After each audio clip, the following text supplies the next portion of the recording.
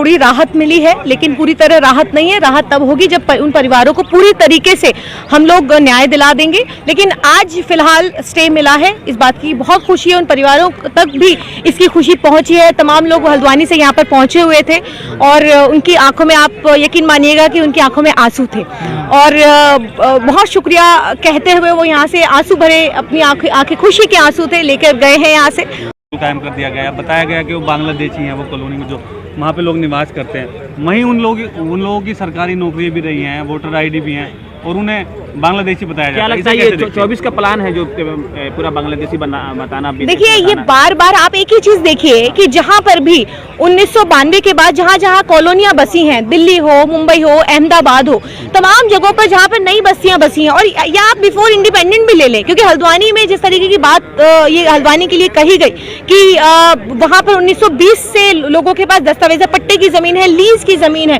तो अलग अलग लोगों के पास दस्तावेज है, इसीलिए सारी पिटीशन को क्लब कर दिया गया। प्रशांत भूषण ने की अलग पिटीशन है, सलमान खुर्शीद की तरफ से अलग डाली गई है। तो देखिए, ये अलग अलग पिटीशन है और अलग अलग पिटीशन को क्लब करके इसको चलाया जा रहा है। तो देखिए, अलग अलग सबके पास दस्तावेज हैं, तो उन दस्तावेजों को भी देखना बेहद जरूरी है। क्या कहेंगे, जिस तरह से ये जो पूरा प्रकरण चल रहा था, उसमें लोग, जो महिलाएं, जो ख्वातीन जो दुआएं कर रही थी, लग रहा था अर्श हिल जाएगा, तो ये इमोशन और उसी इंसानी बैकग्राउंड पर जो फैसला कहीं ना कहीं आया है, बिल्कुल कह सकते हैं आप, बिल्कुल कह सकते हैं। और देखिए, बड़े अफसोस के साथ इस बात को कह रही हूँ कि आपने कहा कि 2024 की तो ये कहीं तैयारी नहीं है। क्यों नहीं? आप देखिए ना, जब से 2014 से मोदी जी की सरकार आई है, मोदी जी की सरकार के बाद आप देखिए मुस्लिम बस्तियों के ऊपर जिस तरीके से बुलडोजर लाकर के बुलडोजर का डर खौफ बिठाए जा रहे। मिलिट्री फोर्स, बताइए, हल्द्वानी के अंदर जिस तरीके की मिलिट्री फोर्स भर दी गई, वहाँ लगातार एक ही अनाउंसमेंट हो रहा था। मानवता हमारी मर गई है क्या?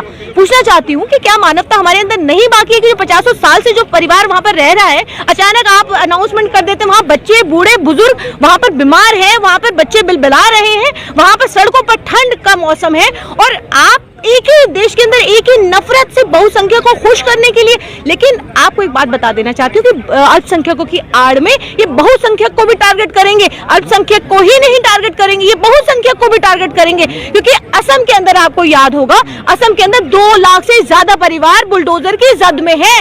वो 2 लाख से ज्यादा परिवारों को तोड़ने की, उनको उखाड़ फेंकने की तैयारी है। तो देखिए, इस तरीके से लगातार मुस्लिमों को के ऊपर इस तरीके का अटैक कोई नई बात नहीं है। के तमाम वहाँ पर और भी जमीन था जो मतलब कि राज्य का था, जो वो उन्होंने परमानेंट कर दिया है, लेकिन वहाँ के लोगों को क्यों नहीं किया? राजनीति पेच समझिए इसके अंदर। राजनीति पेच क्या है कि वहाँ के जो विधायक है, कौन है? कांग्रेस के विधायक हैं, वहां से कभी नहीं जीती भाजपा, तो खत्म कर देना चाहती है पूरी तरीके से, वहां पर उनको बांट देना चाहती है। मुस्लिम जहां जहां पर मुस्लिम आबादी ज्यादा है, वहां से इनको उनका वोट बैंक कमजोर है। खुद मोदी जी जाते हैं, लेकिन वहां पे वोट नहीं मिलता, वहां से कभी नहीं जीते। तो देखिए, ये साफ तौर से ये साफ दिखाता है कि जहां जहां पर मुस्लिम का वोट अगर आपको नहीं मिलेगा, उनको साइड कर दीजिए या उनको तोड़ करके उनको अलग अलग कर दीजिए। ये पूरी तरीके से साफ है और इनकी मंशा जो है, इनकी मंशा बार बार इस तरीके से सामने आती रही है और हम